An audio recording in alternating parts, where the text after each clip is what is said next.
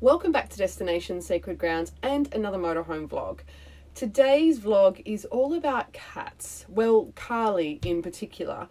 I really wanted to bring a motorhome vlog about how Carly has settled within the motorhome full-time lifestyle, but it just needed more time than I actually had. So the next best thing is showing you how I got her to walk on a harness and a lead. So if I could provide that information for you to help you with your cat, that would be great. So I also cover the important factors about safety when walking on a harness. So stick around. This is probably for you if you have a cat or are a cat lover.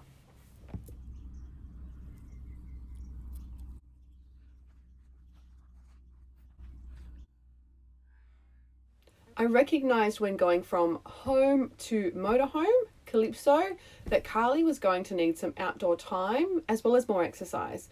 So she was used to, within our own home previously, having an outdoor enclosure where she could run from inside to outside at her own leisure.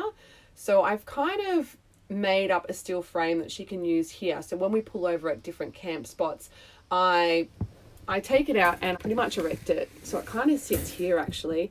It's got these kind of things, and I cover it over and kind of make it safe and put her safe things in there for her, as well as her food and her water and things like that. So she likes that, but she still needs outdoor exercise. So as with most cats, Carly is an early morning riser. She likes to get out and see what's around. So after my morning exercise, I go for a walk or a jog or whatever it might be. She knows it's her time to go outdoors and onto her harness. This is a time when she gets to check out the local grasses, check out the local shrubs, the dirt, the wildlife, but most of all, she loves to check out the birds.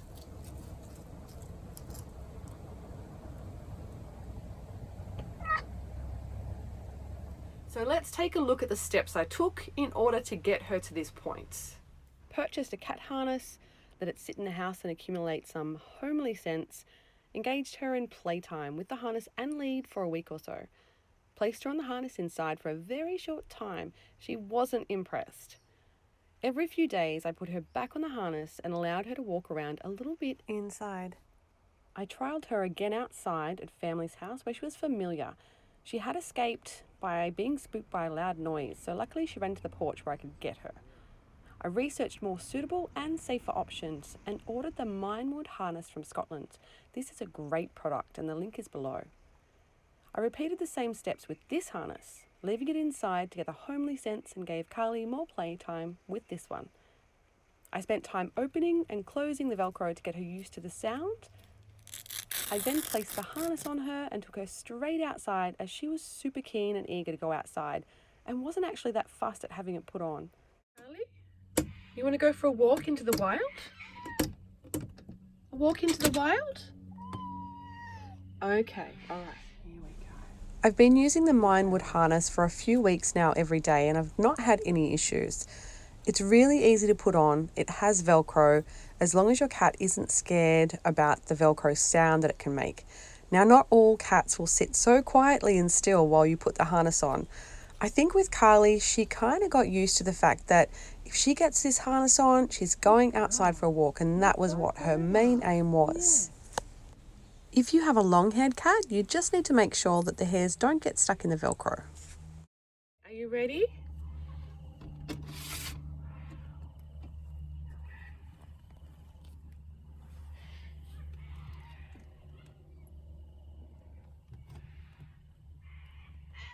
Can you do it?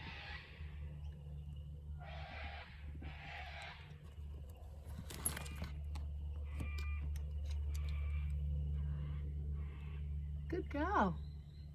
So I was actually really afraid to start her on the harness in the first place, and that was because of my own past experiences with beloved pets on the road, to the point where I still actually have flashbacks of these events.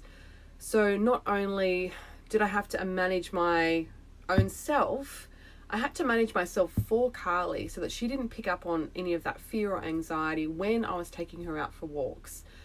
So obviously quite nervous about that. And not to mention as well, when I'd speak to other campers and they knew that I have a cat, they would tell me about other horror stories, about other cats that are full time, being spooked by a loud noise or something else. And running off never to be seen again.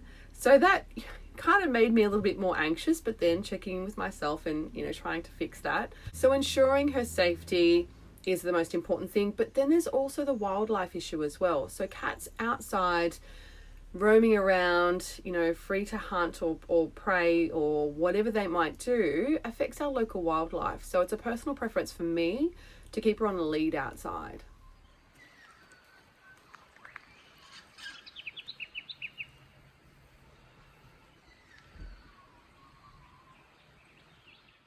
Here are just some important factors to keep in mind if you're planning to take your cat on a harness. I make sure the environment is safe before taking Carly out, also being mindful of the weather. Checking in with myself to see if I'm calm and relaxed. Also monitoring her reactions to her environment and what's happening for her in that present time. I actually leave the door open for her so she can run in at her own leisure. As soon as she indicates that she wants to come in, I let her guide the way. I tell her what a beautiful kitty she is, and she comes in and she has some food. So she has some wet food, which is like a treat for her.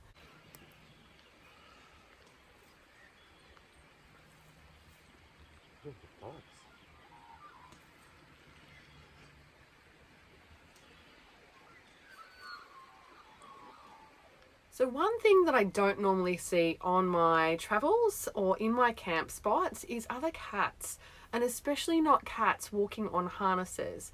So the last camp that I stayed at, I came across a young couple who had walked out, and they had something, the lady had something, and I thought, oh, I wonder if that's a cat. And it was an actual cat. So I was really excited.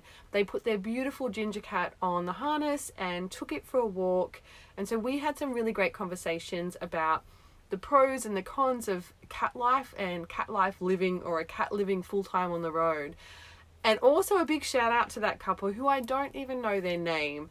They had given me, I don't know what the name is. It's like a runner where you put it into the ground and it's got like a long lead so that the cat can have more space to walk and run around your camp spot. So I have tried her on that and it's going okay so far. But a big shout out to you. Thank you guys so much. I really appreciate that and our conversation. But just in terms of the cat runner, I will get the proper name and I'll put the link below. I have tried her on it a couple of times. She was a little bit weary. She kind of recognized that she was on a lead, a long lead. So she was kind of walking around slowly, but she seemed okay with it. And I would really like her to walk around on that a little bit more. That way we can go outside and we can practice earth-based mindfulness together and just kind of chill. The way I see it, you've either got a runner, a stayer, or a come and go as you please kind of cat. Carly is a stayer, but if she gets spooked, which she sometimes does, I could have a runner on my hands. The more in tune you are with your cat and the more safety precautions you put in place, the better. Now, I'm only learning, so there's probably lots of things that I didn't add. If you have any tips or tricks on how to walk a cat on a harness, I would love to hear about them. Please comment in the section below and let's open dialogue. And if you've gotten anything out of this vlog, give it a like or a share, or if you haven't already subscribed, subscribe to the channel for regular updates. I do hope you've gotten something out of this vlog for your cat, or just gotten a kick out of watching my cat on a harness. Thanks so much for watching.